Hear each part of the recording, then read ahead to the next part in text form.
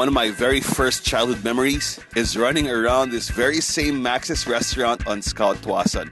I must have been 3 or 4, and the grounds were so vast, it felt like I was in a forest. There were trees and ponds with fish, and best of all, that child-friendly fried chicken. I'm with 2 of the 3rd generation of Max's. I'm with Jim and Carolyn. Welcome to Let's Eat. Thank you. We're happy to be here. What was it like growing up in a family that with Max's all around? Were you eating chicken every day? How was it? I remember walking into here and of course, there's so much going on. There was a balloon guy, there's like a caritela. I mean, it was in the olden days. You come in and the pond looked like a sea to me. I would just be so mesmerized. Coming to Scout Tuason wasn't about the restaurant for me. It was about visiting our relatives across the street. So that was our primary reason to come all the way. We lived in Makati at the time. So to come to Scout Tuason was to visit them. And for me, yeah, like the pond, was to play with the tadpoles that were in the pond. So it just so happens that it had chicken to us. I mean, it wasn't the Max that we know now. It was really more like a park. You know, it was the house of Maximo Jimenez, from where we derived the name Max's, right? Who was Maximo Jimenez? Okay. Maximo Jimenez, he was a scholar. He went to Stanford in the 60s, supported by the missionaries. When he came back, he had all that American lifestyle in him. He wanted to meet the Americans. It just so happened Juice Mug was right in front. That's the recreation camp of the U.S. military. Right. So after the war, they had nothing to do, and they wanted to socialize, get a drink. Right. So Maximo almost fit the bill as the perfect host because he really was welcoming of them to come in. Diba? Right. And then he would say, "Oh, Ruby, lutuan mo ako ng pancit or whatever." So she started cooking Filipino dishes, and then eventually I think the chicken came. Ruby is your grandmother. Ruby is our grandmother. So she was younger than Maximo, but she was the foodie. So Maximo was her uncle by marriage. Yes. How cool is this? So that's why Max's name is known as Max because it's really because of the Americans calling him Max. Right. If it were a Filipino concept from the start for Filipinos, it should have been Maximo Jimenez. Right. Or Imo. We called him Lolo Imo. Right. And how did that fried chicken come about? Because it's now become iconic. It's part of the Philippine culinary fabric, if you will, the tapestry of our culinary heritage. How did this start? She really had that recipe. Okay, it was something she was cooking just for maybe her immediate family. Well, when the GI started to come over every evening, they talked about it. Why don't you serve your chicken recipe? And she did, and they loved it. What do you call your grandma? Lola or grandma? Nanay. Nanay Ruby. Nanay Ruby. Everyone, even the employees called her Nanay Ruby. It's nanay to all.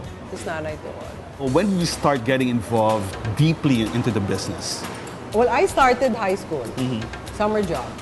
Max's Recto. And I remember serving. So that was like your glamorous summer job. Yeah, exactly. In gym? Ako, I did, well, the true job when I was in the States, when we lived in the States. But in Max Baclaran, when our house was being renovated in Magallanes, we used to live on the top floor of Baclaran. And then we'd come down, and all I needed to do was as the runner. So someone would order from the cashier outside. All I needed to do is take that slip of paper inside the kitchen and bring back the chicken or whatever. What was your pairing with Max's before? With the chicken? I had it with pancit and kare-kare. Was it the same with you? Yeah, well, my favorite was really putting fried rice, Max chicken, and lumpia. I like the fried lumpia. So I really crack that in the middle, fill it with vinegar, and then I have my chicken, and I like the fried rice part there. So you were having garlic rice or fried rice? Garlic. Okay. And you, how did you pair it? Half chicken and fried rice. Or now it's more half chicken and rolls, toasted rolls. Just talking about that, going back to Nanay and her generosity. That's something also when we do product development for these things. It's always like we wanna apply that generosity, the value of our Lola into how we put food, how we do service, how we do stores. And it's a thread that we want even the next generation to continue. My favorite part here is the butt. The old isol, right? the buldit as we call it in Pampanga. I save it for last. Okay. Right? Because for me, it's the one that concentrates all the essences, the flavors of the chicken, the fat, the skin, the crisp. This is how I eat Max's fried chicken. First, I grab a bottle of that irresistible red banana ketchup. I love this so much. I've been known to finish one whole bottle in one sitting. Sorry, Max's. And then a few drops of the hot sauce. And then finally, a few shakes of the bottle of that Worcestershire sauce. This is my gravy for Max's fried chicken. Here's the thing that really amazed me. I'm really happy that I have this opportunity to talk to you about it. So when you brought in Jamba and you brought in Krispy Kreme, oh my God, they know exactly what I like. And how do you choose these brands? I think we're all fans of Krispy Kreme. I mean, every time you get to the US, talagang you head to that store. Yeah. You see all the balikbayan boxes in the plane going home with you. For me, just going to that store and trying that melt-in-your-mouth donut, you knew that product could stand the test of time. Recently, you brought in these beautiful local brands as well. How did that come about, and how does this relate to the bigger picture of the Max's Group? So we all grew up in Pancake House. Right. And we are very familiar with Yellow Cab Pizza because that's the pizza that you see in their office when people want to celebrate. And when the opportunity came to acquire, we jumped on it because one, it was a brand that resonated in our hearts. So if you're to look at Max, Krispy Kreme, Jamba Juice, in terms of the purpose of the product, it's really there.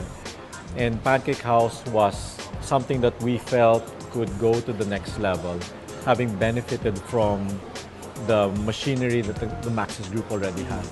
That's our vision, Yeah. to build love brands. And the Max's Group now encompasses what? Can we enumerate how many? So Max, Yellow Cab, Krispy Kreme, Pancake House. And then you have Denshos, Teriyaki Boy, Maple, Jamba Juice, Liqueur de France, Max Corner Bakery, Cabicera. It's a development in Burger Circle in the Fort. And it's a low structure where 5 of our brands coexist. So it's a one-stop shop. Yes. Okay, one roof. Okay, and you have what? You have got. So there's Pancake House, Yellow Cab, Teriyaki Boy, Jamba Juice, and Krispy Kreme. It's like Disneyland for. And this is why I guess I'll forever be in love with this fried chicken. It really brings me back to my childhood. Just the scent, that aroma of the fried chicken alone as it comes out of the kitchen is enough to bring me back to my 4-year-old self. And anywhere in the Philippines and in many parts of the world where Filipinos are, Max's is there to bring us a taste of home. It for me is the ultimate comfort food. Mabuhay ka, Max. Happy 70th anniversary. I'm really happy and I'm really excited about these things.